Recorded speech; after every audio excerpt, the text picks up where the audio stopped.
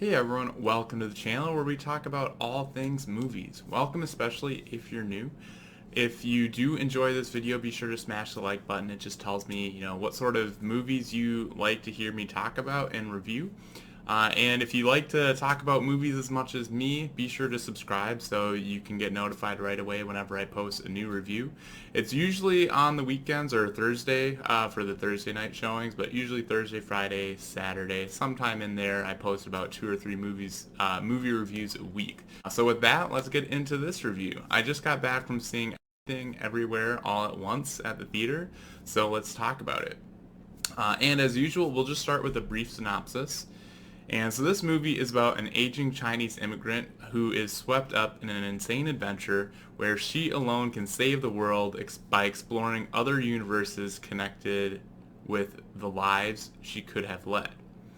So my background coming into this movie, I've seen the trailer. I've seen it at several movies now playing at the theater. I've been very aware of this movie coming out, and I was kind of disappointed. It got a limited release, I think, a few weeks ago, but it didn't hit any of the theaters in my area. So I was hoping to see it a few weeks ago, but it got the wide release this weekend, and finally got around to seeing it.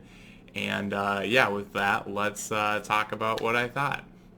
So we'll begin with what I liked about the film, and I'd say the main thing I like is just how well-rounded the film is. It's certainly a drama at its core, and there is a lot of drama there, but it's also a lot of fun, and there's a lot of comedy at the same time. So it balances those, I think, really, really well.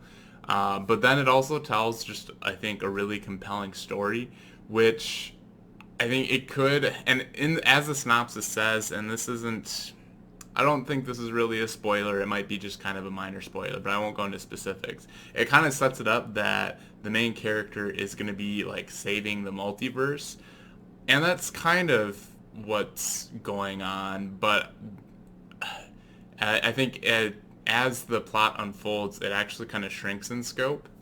So I appreciate when, a movie can feel like there's a lot of stakes without putting the entire universe, or in this case, the multiverse, on the line.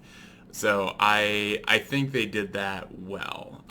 Sure, there are other stakes, but it's also made very personal for what is at stake in this movie. So I think that helped a lot with the story.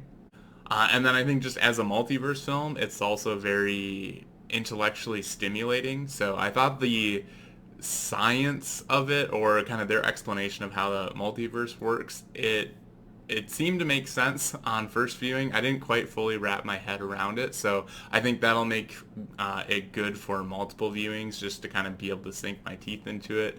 But at first glance, from what I was following, it seemed to make sense. So I always appreciate that, especially with these kind of more complex films where, they maybe aren't, it's not like, oh, we could actually have that technology here in this day and age, but it at least makes sense enough and doesn't have you like having to turn off parts of your brain to say that they're like pointing out all the holes in it. So I didn't see any holes, and so that was nice to see in a movie where at its core it's about the multiverse. And then I think all the characters were really well done, and each of them were very unique, and yeah, brought to life very well by the acting, which I think each of the actors did a great job. But you've got like the main story kind of focuses on on a woman, and then the other characters are her husband, her father, and her daughter are kind of the core ones. There are other characters in there too, but I think, yeah, I thought all the characters were interesting, and I think there's some aspects of them that are maybe stereotyped a bit, and we maybe have seen it before, but I think in other areas they take the characters in different directions that you're maybe not expecting. So I kind of like that balance to kind of make them familiar and kind of relatable, but also seeming fresh, as far as, or fresh takes on these types of characters that we may have already seen, but with this new spin, they feel like new characters. And then I thought the action was pretty good overall. I was kind of hoping that we would get like a single take action sequence, like something that you'd see or that we've seen in like The Kingsman. But I didn't notice that. Maybe I missed it. But I think it was just a different sort of action that they were going for, which was good. It was like slight mixture of comedy and like over the topness, but also like I don't know, you could also feel the action, which I thought the sound design was really good.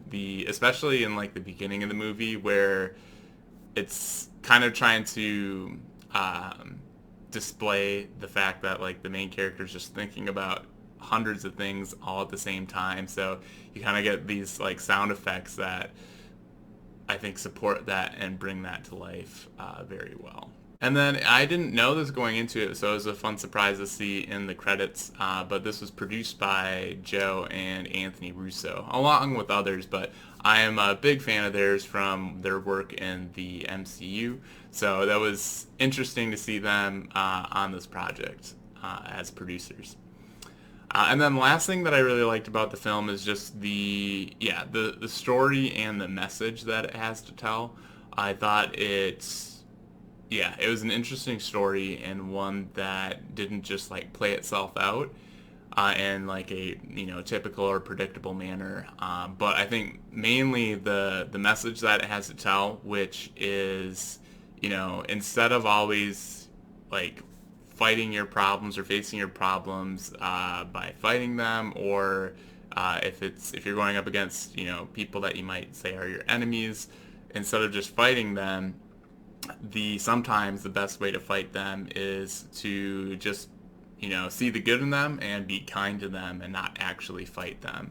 And I think maybe you could word that a little bit more eloquently than that, but I thought it was a really powerful message.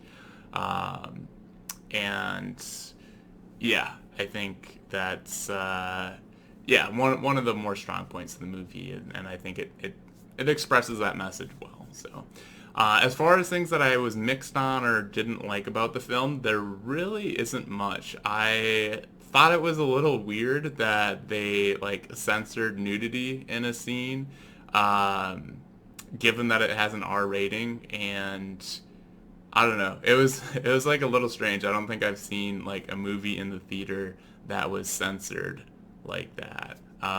But I think it actually kind of came across as a little bit more comedic that way. But yeah, that was interesting. I don't know if that's like good or bad, but so I'm kind of putting it in the mix because it's just kind of undefined. But outside of that, I really can't think of anything negative to say about this film. Which, yeah, I guess we'll just kind of wrap things up with that. I think that this movie was a great movie on my letter scale, going from S down through D, S being the top above A. I would put this in the S tier. I think this is a great movie. I would recommend it for anyone to go see. I absolutely loved it. I'll be curious to see how it kind of falls come the end of the year. I think it's definitely got a good chance of being in my top 10.